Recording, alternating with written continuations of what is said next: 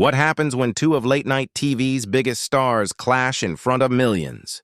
The result is a moment so real and tense that it left everyone insolence. Before we get into this fiery exchange, don't forget to hit subscribe and share your thoughts below. The Tonight Show set was alive with energy as JimmyFallon prepared to greet his next guest. James Corden stepped out with his usual grin, waving to the crowd. But behind that smile, something seemed off. There was tension in his eyes, like he'd come ready for more than just friendly chat. Jimmy began the way he always did, warm and cheerful. "James Corden, welcome back, man. Great to see you." James sat down, his smile thin. "Thanks for having me, Jimmy," Jimmy continued. "I caught your latest special. Some of those bits reminded me of things we used to do." And there it was, the first spark. James's face shifted slightly.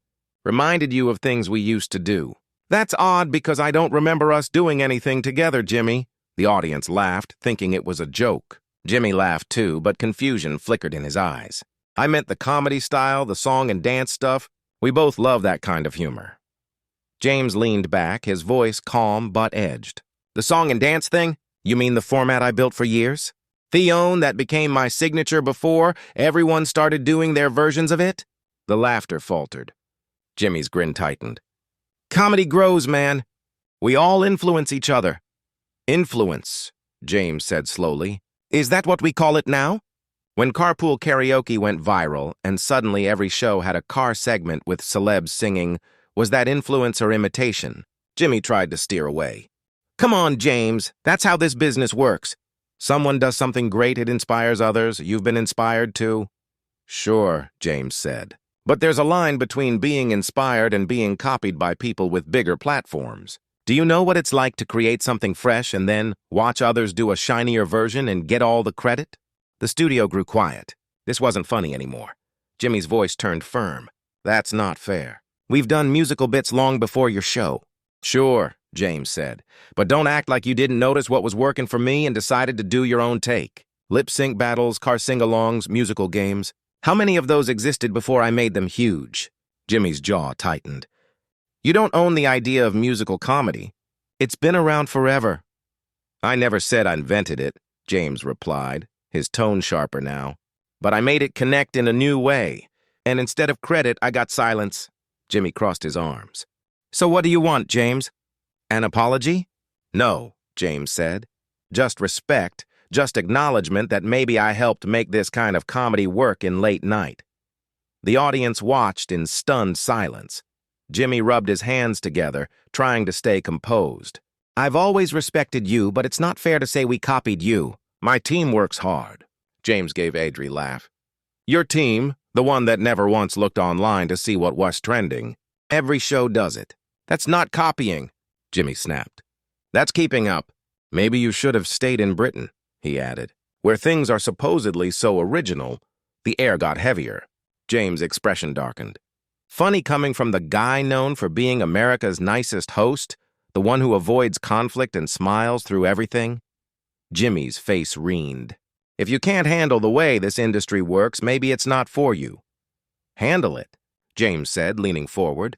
"I've been handling it for years, watching people lift my ideas and being told to smile about it. You know how often I've kept quiet just to avoid being called bitter." "Then why bring it up now?" Jimmy asked sharply. "Because I'm tired," James said. "Tired of pretending everything's fine. Tired of people calling themselves innovators when they're just repeating what others started." Jimmy suddenly stood from his desk. "You talk about originality, but your show was built on celebrity games and interviews, things that have existed forever. Isn't that the same thing?" "No," James said evenly. "I never claimed to invent the talk show. I just made it new. What's not okay is acting like the rest of us don't matter." Jimmy's tone turned icy. "You want credit? Fine. You did some viral segments. Congrats. But you don't own comedy." "It's not about ownership," James said, frustration in his voice. "It's about honesty. You come on my show, accuse me, and act like the victim," Jimmy shot back. "I'm not a victim," James said softly. "Just tired of being ignored." "Well, now you're not ignored," Jimmy said coldly. "Happy? That's rich coming from you," James said. "You can't take criticism. You hide behind that nice guy act so no one sees the cracks." "Don't pretend you know me," Jimmy snapped. "I know enough," James replied. "You've built an image that collapses when challenged," Jimmy laughed bitterly. You're the one who turned this interview into a fight. You're the problem, James said. You and everyone who take ideas from smaller creators and pretend they're your own. We don't steal, Jimmy said. My writers work hard every day. I'm sure they do, James replied. But talent doesn't erase influence. Don't act like you're untouched by it. Maybe you're not as original as you think, Jimmy said. Maybe others had similar ideas. Now you're gaslighting me, James shot back. You're trying to make me think I'm crazy for noticing patterns everyone sees. You're angry your show ended, Jimmy said flatly. This isn't about that, James replied. It's about fairness, Jimmy stepped closer. You're just bitter. It's over. My show's still here because people connect with it. That's what you think, James said, his voice shaking slightly. You think success means being right? You're scared, Jimmy. Scared to admit I influenced you because it makes you look less original. I'm not scared of you, Jimmy said coldly. Then prove it. Acknowledge the truth. There's nothing to talk about, Jimmy said. You're paranoid and you're dishonest, James said.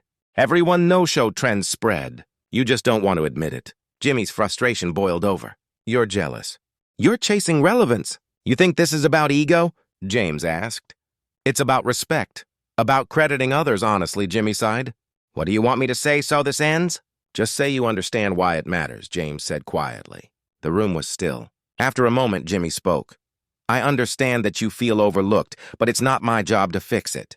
James nodded sadly. Exactly. You understand but don't care. That's all I needed to know. He stood up. We're done here. You can't just leave, Jimmy said. Watch me. James turned, then stopped and looked back. You're talented, Jimmy. You've built something special. I just wish you'd admit not all of it came from you. Influence isn't theft. It's part of creation. He smiled faintly. But I guess we'll never talk about that, honestly. James walked off the stage, leaving Jimmy frozen behind his desk. The audience sat stunned, unsure whether to clap or stay quiet. Jimmy looked into the camera, his voice unsteady. We'll be right back after this break. What began as a normal interview had become one of the most shocking moments in late-night history. Two entertainers had dropped their masks and revealed the truth behind the smiles. The fallout would be debated for weeks. But in that moment, all anyone could do was sit in silence and face the uncomfortable truth that had just unfolded live. If you want more breakdowns of explosive celebrity moments, hit subscribe and tell us, did James Corden have a point or did he go too far?